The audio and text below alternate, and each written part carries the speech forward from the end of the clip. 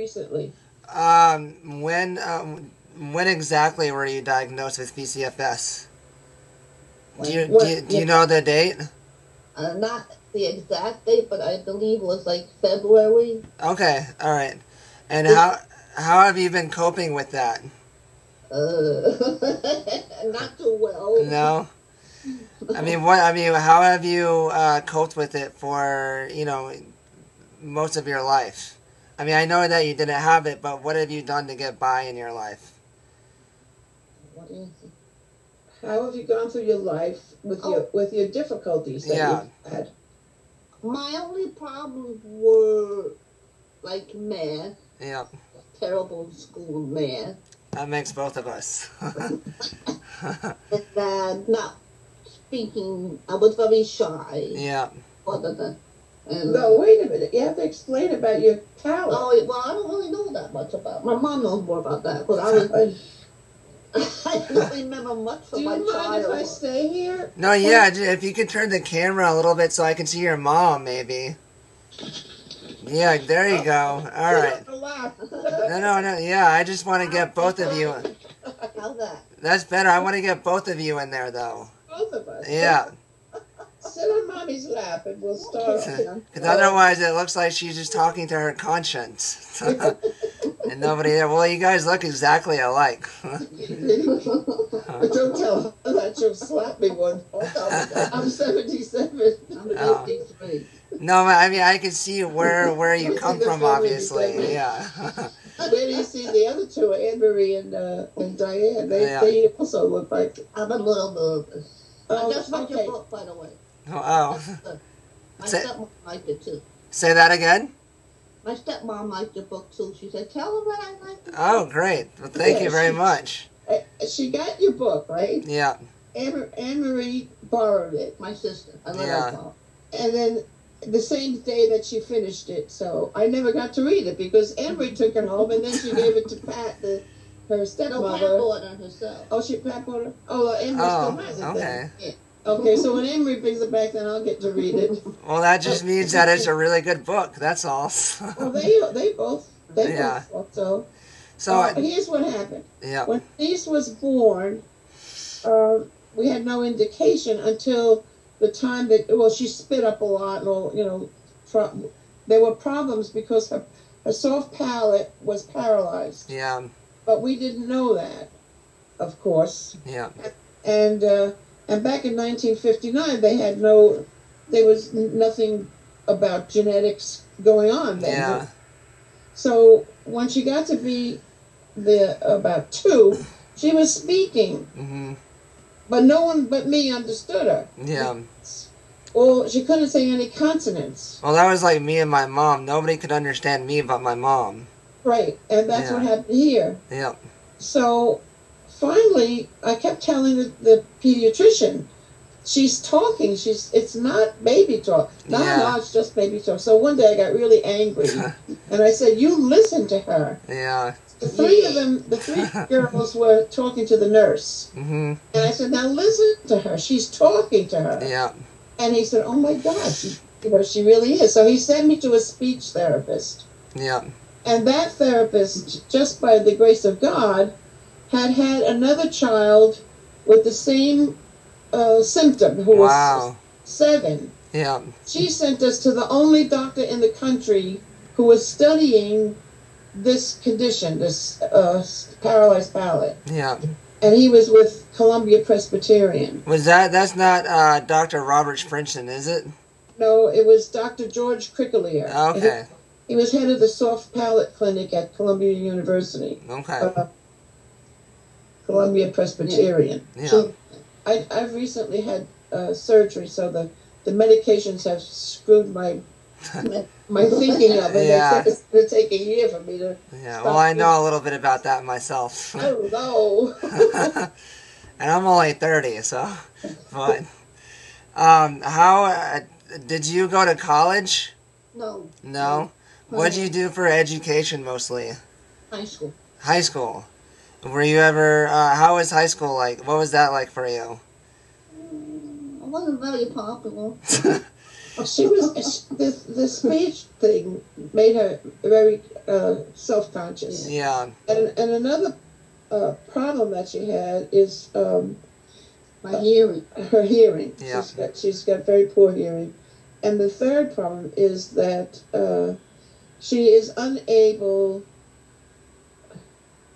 wait a minute, to abstract think at all. Okay. So Yeah. in math, you know, if you give her a word, the simplest word problem, it's Yeah. impossible. But if you give her the problem written down, Yeah. she can do it backwards because she can memorize. Directions, forget about. Yeah. Yeah. She can't, and to this day, she can't. Yeah. I guess Oh, probably no. in the parking lot sometimes. Oh no, yeah, yeah. I have a navigation system in my car. I have to. Look at that stupid thing that you put on your car. Yeah, well, mine's built in because it came with the car. But so I mean, if I didn't have a navigation system in my car, I wouldn't be able to find anything. I want to be able to hear anyway. So Yeah. I'm still get lost. Yeah. So she has a sometimes an impulsive way of responding without thinking if I say this person is going to react a certain way or may react a certain way. So she'll just say it. Yeah. And so that made her a bit unpopular. And the kids used to call her. They would take her out of class. She went to a regular class. Yeah. At school, but she was taken out of the class to do math. And what else? Was it just math? Yeah. Yeah. And they used to call her SPED, for special ed. Oh. And so she wasn't a popular child in school, and that affected her. Sure. Yeah. Kids can be rotten. Yeah, and I mean they don't realize that bullying has a long-term effect on other people. I mean that's with you for the rest of your life. Exactly. But well, So anyway, they made her shy, yeah. Not anymore. Well, that's good. She works as a cashier and has done so. It's been at least almost 30 years. Wow. And she is expert. As long as they don't change as long as they don't change the procedures. Well, you've been doing that as long as I've been alive. But she's she's the best cashier they have. Yeah. And she's the most popular person in the store because she understands people. Yeah. She understands people who have problems. Sure. So the customers love her. Yeah. And she's very proud of that. So now she's lost a lot of that shyness. Yeah. Yeah. Well, I mean, you just have to be around people who understand you. And what I've learned is, whether you have any disabilities or not, it's very hard to find that in life. I mean, it's very hard to find good friends. But, they're out there. Yeah. And, I've had one really good friend for most of my life, and I have two really good friends. And, I mean, if you have 3 good friends, that's a lot more than most people have. That's the truth. But, yeah. And, a good friend will be there with you no matter what, no matter who you are. It's hard to find, but they're there. Well, anyways, thank you very much for interviewing me. Or doing this interview. I really appreciate it. It really means a lot. She was so happy to hear about you. Yeah. Because she said, at last I know somebody who also has this problem. Yeah. It was Anne Marie who discovered it. Okay. Well, I did it. I had 4 throat surgeries, and because I had the palate problem as well. Wow. And I couldn't speak properly until I was 16. And I could speak, but they just thought, like you, they just thought it was baby talk. And the third time they got it, but unfortunately, what happened was I threw up the stitches, so they had to go back in there and do it again. Oh, yeah. So, but now I'm. My wife says that she can never get me to shut up now. Now everybody says I talk too much. And, I say, if you could have talked for most of your life, you talk a lot, too. Well, you know what? Curiously, when we went to this doctor, she was the youngest one he ever had. She was 3.5. Yeah. But shortly, about a year later, he got a young man who was 26 years old with the same problem, had gone through all those years not being able to speak or be understood. Yeah. And I thought, oh my God, the trauma that must have caused him.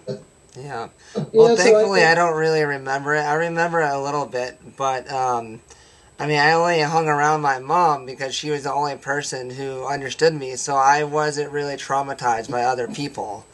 Right. But anyways, well, once again, thank you so much. I really, really do appreciate this. Oh, you're very welcome. It was nice meeting you, Quinn. Nice to meet you too, and I wish the best to the both of you. Thank you, dear. All right, take care. I hope you keep in touch with him by email once in a while. Yeah, absolutely. Facebook. All right. Bye. Bye-bye.